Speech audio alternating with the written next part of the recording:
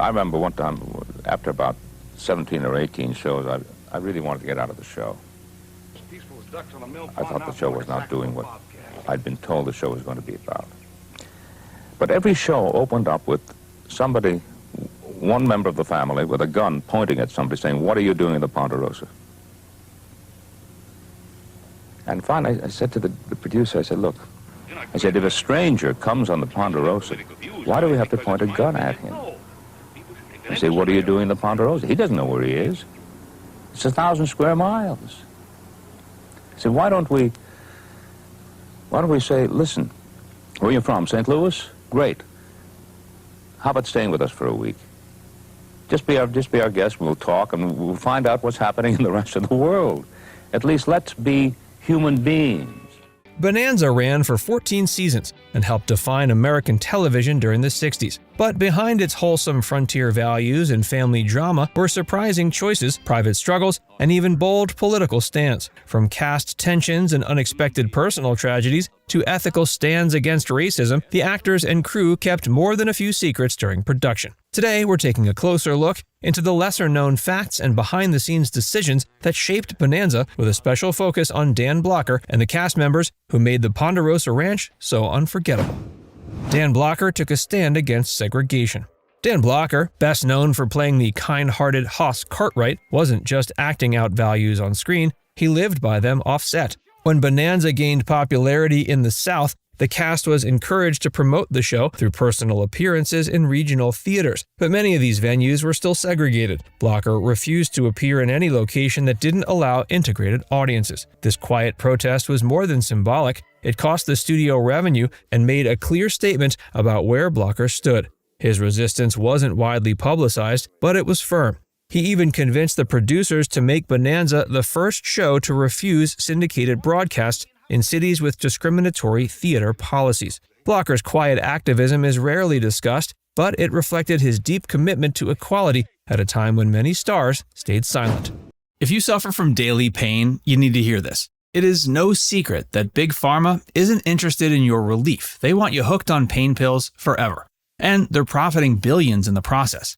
But now, a natural pain solution has taken hold throughout the United States. That solution is named Canoladine, and it may be your ticket to a life without pain.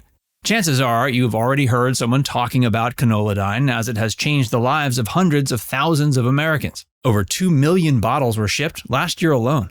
Why is it so popular? This drug-free innovation has been studied for 14 years, and it gives you pain pill level of relief without side effects, grogginess, or risk of addiction. No synthetic pills, no injections, and no expensive doctor visits. In fact, it is 1/10 the cost of traditional pain management. Scientists are calling Canoladine nature's morphine, and it's the only substance ever proven to activate your body's natural pain molecules, the very same ones upon which pain meds are designed. And until midnight, you can try Canoladine risk-free for 90 days for just $1 per day. No subscriptions, no gimmicks, just honest and powerful relief. Remember, authentic Canoladine is only produced by one company in the world, GDR Labs, and every bottle is small batch manufactured in Atlanta, Georgia.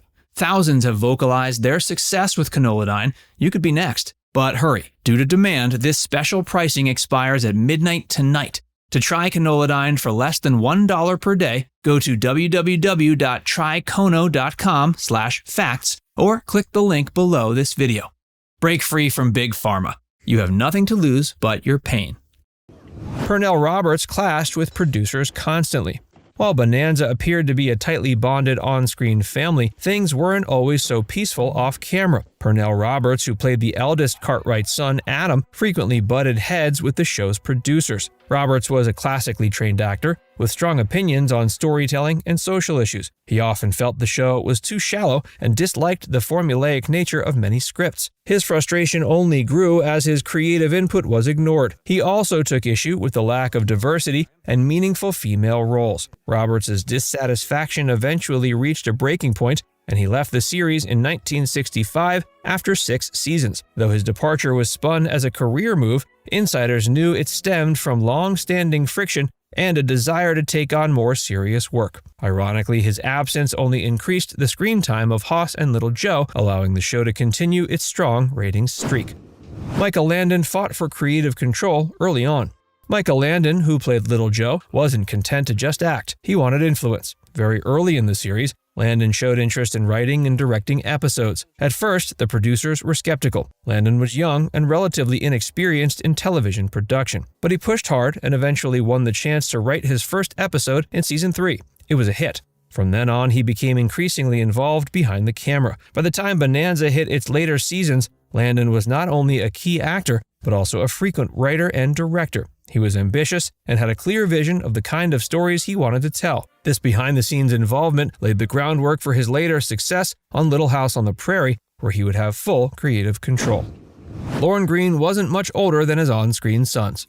Lorne Greene became a symbol of fatherly wisdom as Ben Cartwright, the patriarch of the Ponderosa. But in reality, Greene was not much older than the actors playing his sons. In fact, he was only 13 years older than Pernell Roberts and 18 years older than Dan Blocker. Thanks to his deep voice, serious demeanor, and premature graying, Greene convincingly played the father figure. The show's writers helped sell the illusion by avoiding scenes that highlighted the small age gap. Makeup and costume choices added to the effect. Greene's performance was so convincing, many fans never questioned the age difference. The cast had a rule about on-screen kisses.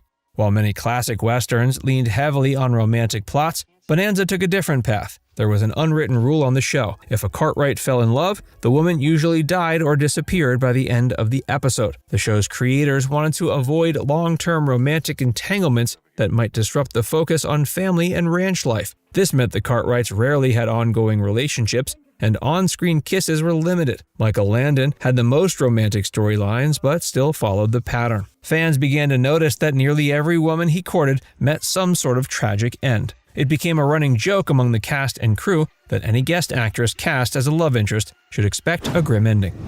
Now you're going into your 13th year on Bonanza. It's just the most marvelous, incredible run, but I wonder, are you a little superstitious about that 13th year? No, hon, I have been superstitious about the first year, and the second, the third, and the fourth, and so on. I didn't dream that the thing would go beyond the first year, and I had pretty much the same feeling every year since. So the 13th year has no particular significance other than it's just another year. Dan Blocker's costume hid a secret.